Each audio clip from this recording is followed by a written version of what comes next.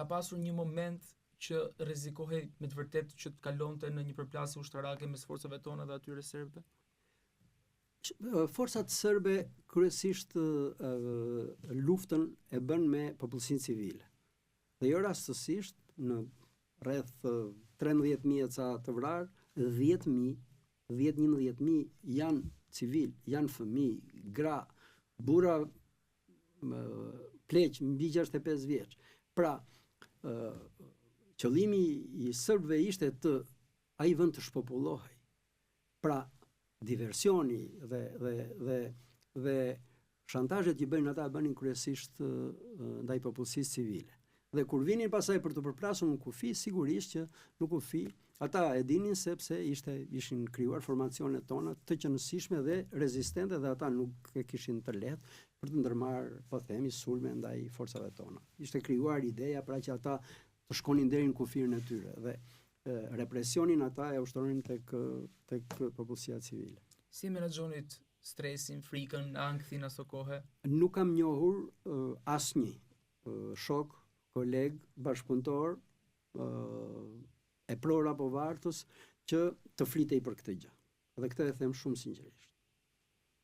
Domethënë, nga qendra e Tiranës kur niseshim deri në pikën më ekstreme të vendit, atje ku binte prella e serbit, unë nuk njofa një ushtarak shqiptar i cili të tregonte frikë. Kjo është subjektive, ky është perceptimi im në njerëzit me të cilët unë kisha të bëja dhe komunikoja. Dhe ju them me bindje, do asnjëherë nuk e kemi pasur këtë ndjenjë. Dhe duket sikur ju emocionon kjo gjë kur e thua. Unë e them me bindje dhe sigurisht që është emocionuese. Tani ndërsa atëre nuk ishte fare brenda nesh. Udhtonim natën, udhtonim ditën, udhtonim duke pasur informacione se diçka do të ndodhte, përsëri esnim përpara. Qëllimi ynë ishte misioni jon. Ne t'i dilnim zot territorit ton dhe t'i dilnim zot qytetarëve të Kosovës, të cilët ishin përzënë nga territori i tyre dhe do po kërkonin të gjenin ndërmend në shtetin tonë. A pati momente kur vendime duhet merreshin me sekonda?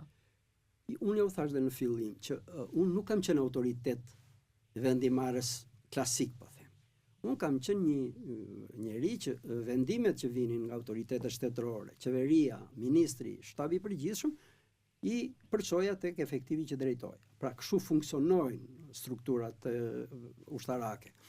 Pra, vendimet merreshin kolegjialisht, merreshin bazë informacioneve që kishim dhe nuk po them se kemi pasur në një ndryshim situate për tu alarmuar. Sigurisht situatat e luftës nuk ishin të gjitha, po themi, shkonin në vaj, po përsëri ja kemi dalë, i kemi kapërcyer ato. Kemi pasur probleme, pengesa të njerëzve të veçantë, qytetarëve të veçantë që dilnin para kollonave, dilnin para ushtarakëve.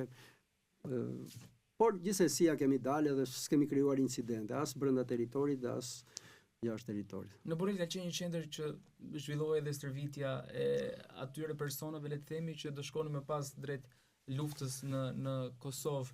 Si menaxhohej kjo? Ka pasur raste që ju keni bërë të mundur kalimin e tyre të sigurt nga kufiri shqiptar drejt Kosovës? Është e vërtet që u krijuan disa qendra stërvitore në territorin shqiptar. Pra, qytetar kosovar, cilët kishin qenë jashtë shtetit, kalonin nëpërmjet territorit të Shqipërisë dhe donin të ishin pjesë e ushtrisë shërbimtare të Kosovës. Këto organizime i bënin vetë formacionet e ushtarakëve drejtuesve të UÇK-s. Ajo që bëri shteti shqiptar ishte krijimi i ambienteve, ishre parte ushtarake dhe asistencë nëpërmjet specialistëve tanë të armatimit që ushtarët e UÇK-s, cilët vinin nga jeta civile, që donin të angazhoheshin në luftë, të mos ndodheshin përballë fataliteteve, vetë plagosjeve, vetë vrasjeve, sepse çdo njeri duhet të mësoj, paktën duhet të mësonte se ç'ishte arma, si duhej përdorur. Sa hynin pasaj në formacionet e tyre dhe aktivitetin e zhvillonin andej. Është e vërtetë që ka pasur. A kishte koordinim me forcat e NATO-s asë kohë kur ato mos hynë në Kosovë? Ja, forcat e NATO-s kanë ndërhyrë në bazë të vendimeve që janë marrë në nivelet më të larta të formacionit më të rëndësishëm të sigurisë në botë, dhe forcat e NATO-s kanë ndërhyrë në Shqipëri në datën 24 mars. Në mos e gaboj, kam i dhënë 24 mars do të jetë dhe zgjatën deri në 10 qershor.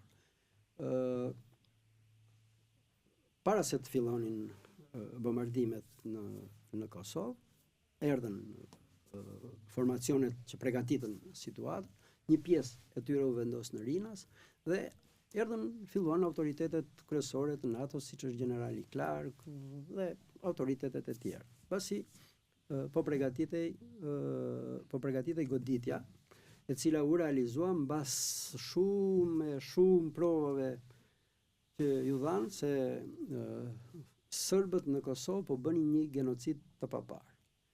Pra, është një shprehje e Bill Clintonit e prillit 99, i cili thotë se autoritetet serbe mblidhnin qytetarë fshatar në territorin e Kosovës dhe i dignin të gjallë dhe i varrosnin në përvarre masive.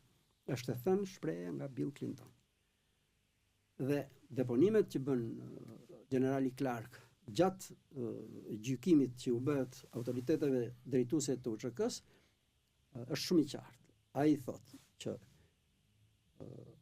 Serbia ushtroi genocid në Kosovë, NATO ndërhyri në Kosovë për shkak të këtij genocidi dhe ishte e domosdoshme, pra u gjykua e domosdoshme që NATO duhet të hynte në Kosovë dhe të bombardonte për të shmangur këtë genocid.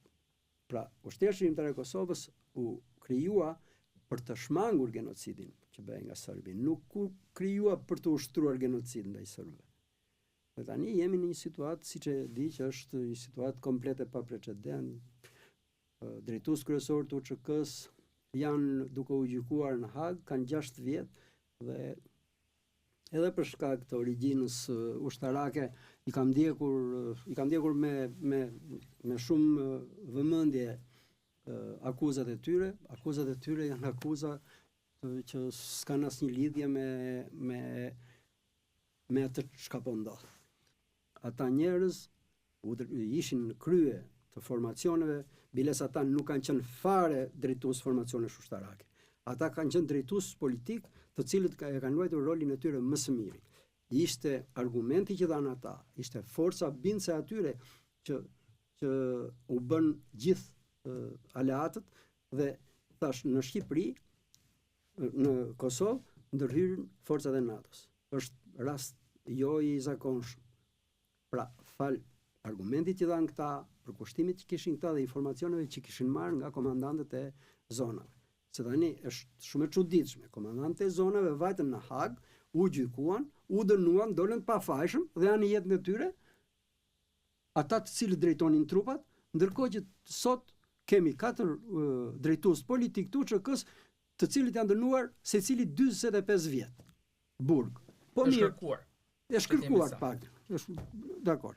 Është kërkuar nga prokuroria që të dënohen secili prej tyre 45 vjet. A thu se kanë qenë të 4 në një qendër zjarri, kanë marrë Kalashnikovin dhe kanë vrarë popullsi civile. Është pa imagjinueshëm.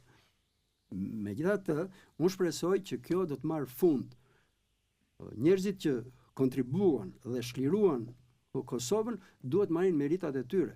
Nuk është thjesht dënimi i 4 individëve. Kush mendon se gjithë kjo po bëhet për të dënuar 4 individë ka gabim. Kjo është tamam politika serbe. Në fakt, nëse po dënohen këta, do dënohet UÇK-ja, do dënohet lufta për shlirimin e Kosovës e pastaj të shohim se ku shkon goditja tjetër. Prandaj mendoj që autoritetet kosovare ose edhe shqiptare duhet të kenë një reagim shumë të ashpër. Unë kam ndjekur edhe këto deklaratat që kanë miratuar Parlamenti i Kosovës, Parlamenti i Shqipërisë. Mendoj që kjo luftë dhe ky qëndrim i qeverisë shqiptare dhe qeverisë Kosovës në mbështetje të UÇK-s dhe të përfaqësuesve të saj duhet të jetë më ekzigjente dhe duhet që të mos ndërpritet asnjëherë. Qartë, por ju e thatë janë krimet pretenduara këto për cilat akuzohen ish-krerët e ushtrisë shërimtare të Kosovës në hak, ndërkohë kemi një shtet tjetër siç është Serbia që zhvilloi gjenocid dhe është e faktuar. A mendoni që gjyqi që u bë ndaj eksponentëve të forcave të Serbisë asaj kohe ishin masat e duhura? Pra u dënua Serbia aq sa duhej për krimet që kreu? Jo vetëm që nuk u dënua Serbia, po është shumë interesante që në deponimet kundër drejtuesve të UÇK-s, shumica janë shqiptar, nuk janë serb. Pra serbi kanë ndikuar dhe ka luftuar aq shumë dhe vazhdon të luftojë që dhe akuzat që u drejtohen drejtuesve tanë të UÇK-s t'i bëjnë përmjet qytetarëve shqiptar. Dhe kjo është shumë shqetësuese. Ka qëndruar në hije me protagonistët e vet dhe ka angazhuar shqiptar. Dhe prandaj hera herës ka ndodhur edhe në një përplasje qytetarëve që është bërë pavarësisht drejtuesve. Nuk mund të pretendohet tani që një konflikt midis dy qytetarëve në një rajon të Kosovës të jetë kontribut i drejtuesve politik të UÇK-s. 4 personazheve më të spikatur të asaj periudhe, të cilët kanë qenë në tavolinat më të rëndësishme të botës për të arritur qëllimin që u arrit. Edhe sot, pas 6 vjetësh, ndodhen përballë akuzave bajate dhe të pa imagjinueshme, që asnjë jurist që ka filluar vitin e parë të jurisprudencës nuk i përtyp dot si akuza.